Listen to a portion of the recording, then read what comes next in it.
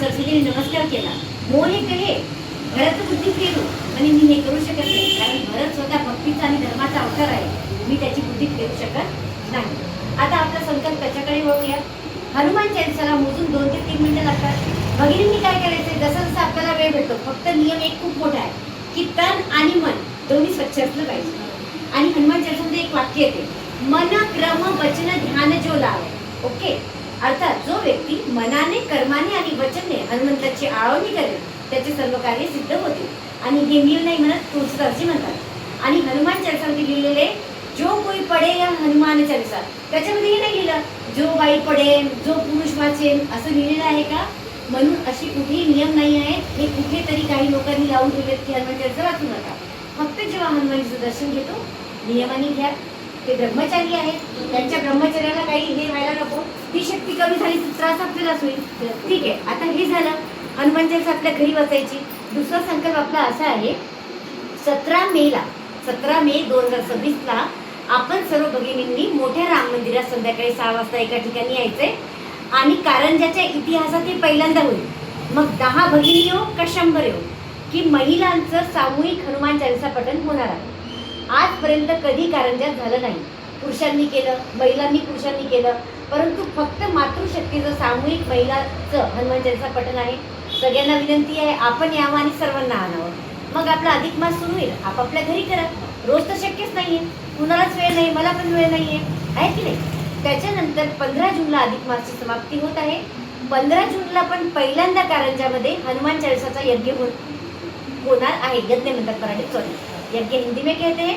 यज्ञ होणार आहे. त्याची सांगता मी माझ्या हाताने करणार आहे. यज्ञ मी माझ्या हातावर ठेवला आहे. बाकी जिथे ज्या जोडप्यांना यायचंय बसायचं त्यांनी बसावं. फक्त आपली आपली सामग्री आणा बाबा, आहे की नाही. मी फक्त यज्ञाची पूजा पाठ तुम्हाला करून देईल, जसं मला ईश्वर बुद्धी देईल त्याप्रमाणे मी करून देईल. तर सगळ्यांना विनंती आहे की या छोट्याशा यज्ञामध्ये सर्वजण सहभागी व्हा. आपल्या मैत्रिणींना, शेजारीला बोलवता ना की चल ग बाई चहा, चल ग बाई हनुमान चालीसा करू आपण. आतापर्यंत कारंजातील 2 मंदिरांनी आपल्याला शब्द दिलेला आहे की आम्ही 1 महिना आमच्या मंदिरात करू. नंबर 1चं मंदिर आहे परस्वार यांचं वनवेश्वर संस्था, आणि नंबर 2चं पुष्पाताई संपळे यांचं व्यक्तिगत मंदिर आहे.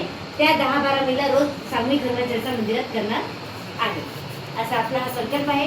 बाहेरच्या काही भगिनी जोडलेल्या आहेत, त्यांना सांगितलं की तुमच्यासाठी होईल तसं तुम्ही 17 मेला आपापल्या घराच्या बाजूला जे तुम्हाला सोयीस्कर असेल त्या राम मंदिरात जा, हनुमान मंदिरात जा, जाऊन आपला संकल्प सोडा. 15 जूनच्या आधी 14 जूनला आता एक तर ते तुमचे ॲडमिन आहेत ग्रुपच्या, त्यांच्याकडे पाठवून द्यायचं. माझ्या 10 झाल्या, 15 झाल्या, कुणाच्या 5च होते, पण 5 म्हणून पण कमी नाही ना. काहीच न करण्यापेक्षा 5 होते. उपाशी राहण्यापेक्षा मीठ भाकरी खाल्लेली कधी चांगली आपली, आहे की नाही. ते केलं, मग त्या कॅल्क्युलेशन करतील, माझ्याकडे पाठवतील.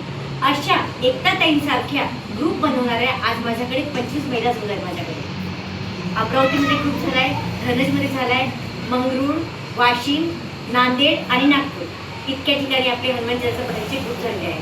तर मला वाटतं जर बाहेरच्या महिला मला या कार्यात सहयोग करतील तर महाराजच्या कारंजाच्या भगिनींनी तर करायलाच हवा.